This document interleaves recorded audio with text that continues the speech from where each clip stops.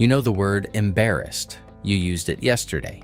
You've seen it 100 times, but then someone asks you a question in English, a real person, a real moment, and the word is gone, just gone. You stand there, you search, nothing. Here's what I want to tell you. You didn't forget that word because your English is bad. You forgot it because you were trying too hard. I know, you probably don't believe me yet. That's okay. Stay with me. Let me tell you about Daniel. Daniel studied English for 4 years. He knew grammar, he knew vocabulary, he felt ready. Then came the job interview. The manager smiled and asked a simple question. Tell me about yourself. Daniel had practiced this 100 times. He knew exactly what to say. But in that moment, his mind went completely blank. Not because he forgot, because his brain was under pressure. Here is what happens inside your brain when you're nervous. Your body thinks you're in danger. It sends a signal. Focus on survival. And suddenly, the part of your brain that stores language goes quiet. It doesn't disappear. It just stops responding. This is not a language problem. This is a biology problem. It happens to everyone, in every language, even in your first language. Think about it.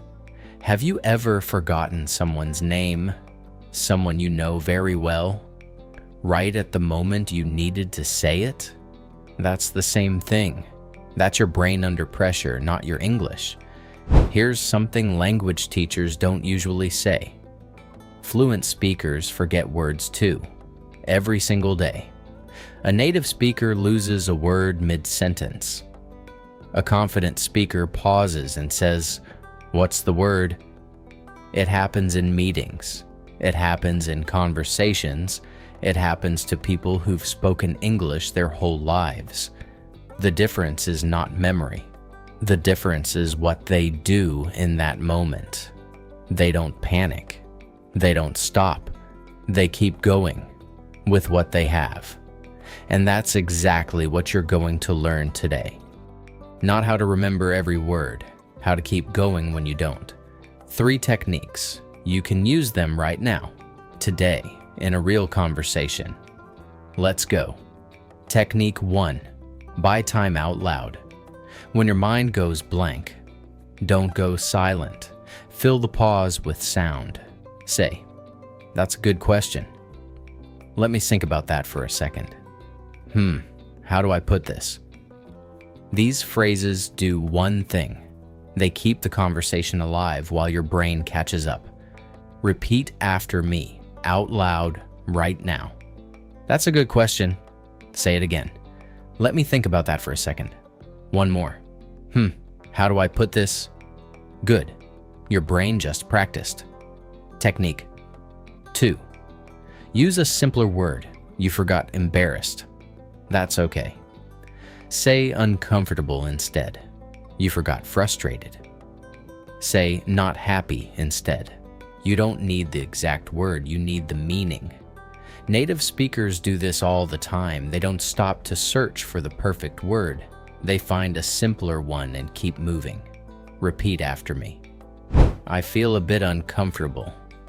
Again. "I'm not really happy about it." Again. It's kind of hard to explain, but perfect. You just spoke real English. Technique 3. Describe it. You forgot the word umbrella. Don't freeze. Say, "The thing you use when it's raining." You forgot the word receipt. Say, "The paper they give you after you pay." This is not bad English. This is smart English. It shows you can think. It shows you can communicate. It shows confidence. Repeat after me. It's the thing you use when, I can't remember the word, but it's like, you know, the one that, now I want you to do something.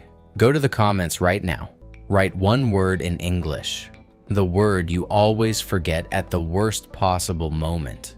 Just one word in English. It can be simple, it can be funny, whatever comes to mind. This is not a test. This is practice. You write it, you remember it. That's how memory works. I'll be reading every comment. Let's stop here for a second. At the start of this video, your brain froze when it heard the word pressure. Now you have three things: a way to buy time, a way to use simpler words, a way to describe what you can't remember. You didn't get new grammar today. You got something more useful. You got a way to keep going. There's a reason this channel is called English Lore. Lore isn't a textbook. Lore is the knowledge that only comes from experience, the knowledge nobody writes down. But the people who speak English well, they all know it. Now you know it too. If conversations still feel difficult, even when you remember the words, the next video is for you. It's about small talk, why it feels fake, and what to say instead.